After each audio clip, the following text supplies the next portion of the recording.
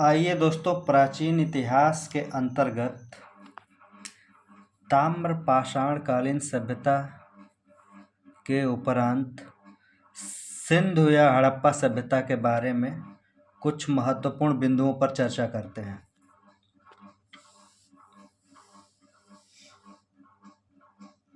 हड़प्पा या सिंधु संस्कृति का जो उदय है उसे हम ताम्र पाषाणिक पृष्ठभूमि पर आधारित भारतीय उपमहाद्वीप के पश्चिमोत्तर भाग में मान सकते हैं, क्योंकि इसके अधिकांश स्थल जो है वो गुजरात में है।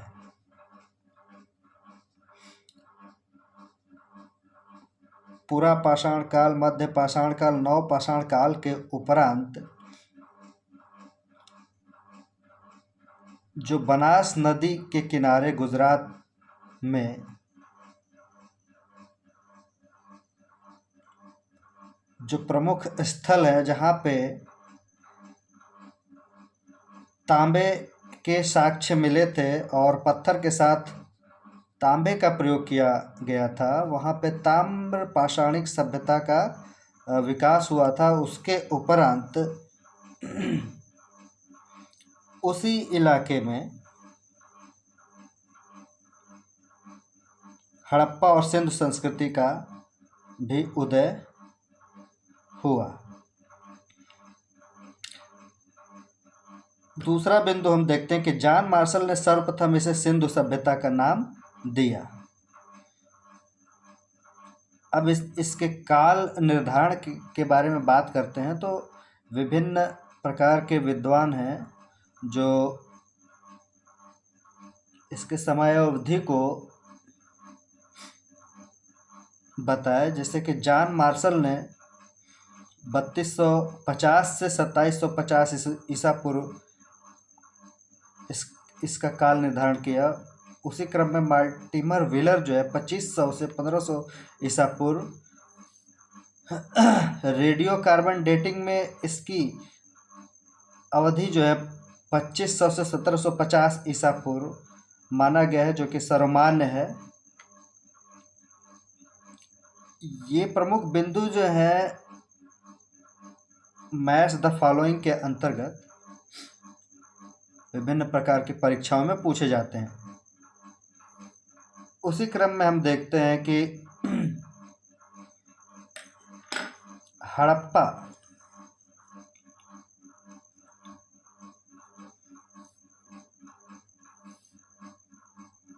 व मोहनजोदड़ो को जुड़वा राजधानी किसने कही? स्टुअर्ट पिगट ने। अब जो प्रमुख बिंदु है कि सिंधु सभ्यता के अंतर्गत 3 केंद्रीय नगर कौन कौन से हैं? तो हड़प्पा है, मोहनजोदड़ो है और धौलावीरा है। जैसे कि इसमें इस प्रकार से पूछ सकता है कि कोई चौथा दे दिया ऑप्शन, तो हमें जो याद रखना वो ये है कि केंद्रीय नगर हमारा हड़प्पा, मोहनजोदड़ो और धौलावीरा है। हड़प्पा के टीले या ध्वंसावशेष की सर्वप्रथम जानकारी 1826 में चार्ल्स मेसन द्वारा दी गई।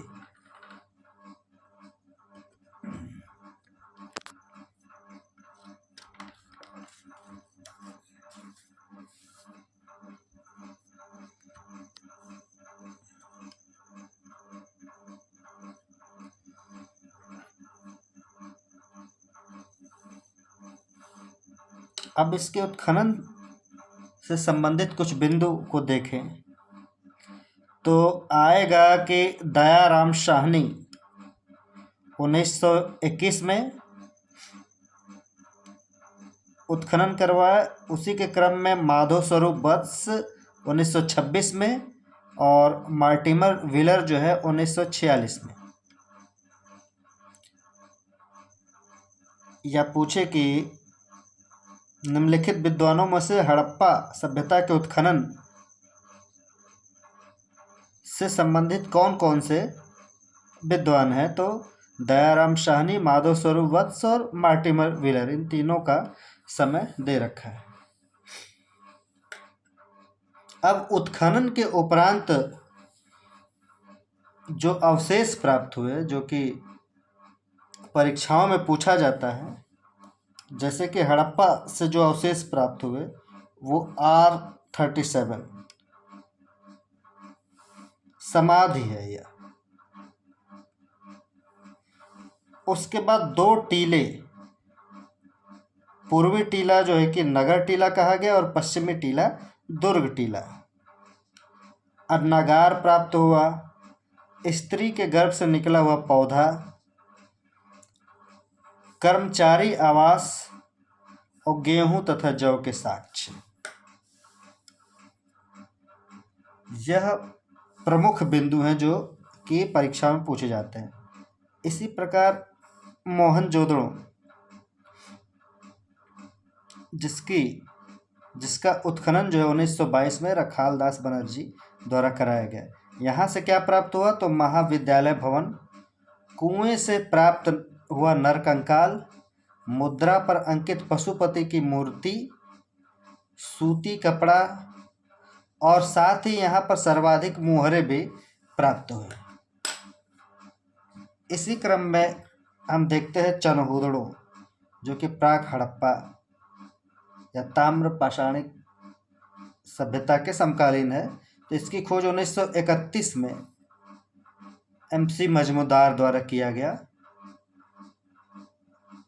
यहाँ पर झूकर झांगर संस्कृति के अवशेष, साथ ही जो अति महत्वपूर्ण है कि वक्राकार ईंटे के साक्ष्य चनहुदड़ो से, मनके और सीप यहाँ से मिले। इसका मतलब यह है कि यहाँ के निवासी कुशल कारीगर हैं और साथ ही यहाँ का जो दुर्ग था,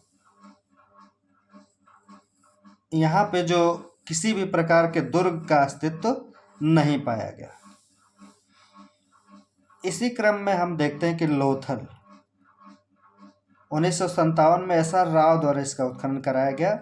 यहाँ क्या मिला, बंदरगाह, 3 युगल समाधि, ठीक, इसको लघु हड़प्पा भी कहा गया है। इसमें जो प्रमुख बात यह है कि गढ़ी और नगर दोनों रक्षा प्राचीर से घिरे थे। इसी क्रम में हम आते हैं कालीबंगा, तो जुते हुए खेत, यहाँ से सेलखड़ी की मोहरें, हवन व अग्निकुंड, ईंट के चबूतरे, साथ यहाँ के पूर्ण समाधिकरण, आंशिक समाधिकरण और दाह संस्कार के प्रमाण भी मिले हैं। इसी क्रम में एक और हड़प्पा संस्कृति का स्थल है, जैसे कि भगवानपुरा, वहाँ पकी हुई ईंट के साक्ष्य मिले।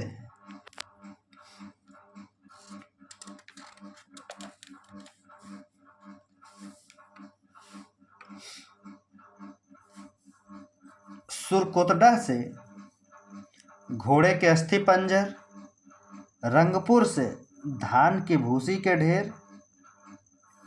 इसी क्रम में जो धौलावीरा है, यहाँ पे नगर योजना 3 भागों में विभाजित थी, जो अन्य हड़प्पा कालीन बस्तियों में नहीं थी, जिसमें प्रशासनिक अधिकारियों के रहने के लिए मध्य नगर या मध्यमा होती थी।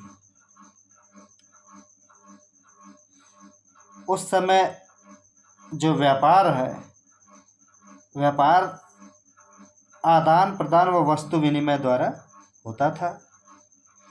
लोथल तथा देसलपुर से तांबे की मोहरें मिली हैं। मेलुआ अर्थात सिंध प्रदेशों का व्यापार ईरान, अफगानिस्तान तथा बहरीन से होता था। कपास उत्पन्न करने का श्रेय सर्वप्रथम सिंध सभ्यता के लोगों को ही जाता है। दोस्तों, यह जो है विभिन्न प्रकार की परीक्षाओं, जैसे RO, ARO, UP PCS में इन बिंदुओं से अक्सर तथ्य पूछे जाते हैं। ये बहुत ही महत्वपूर्ण है। धन्यवाद।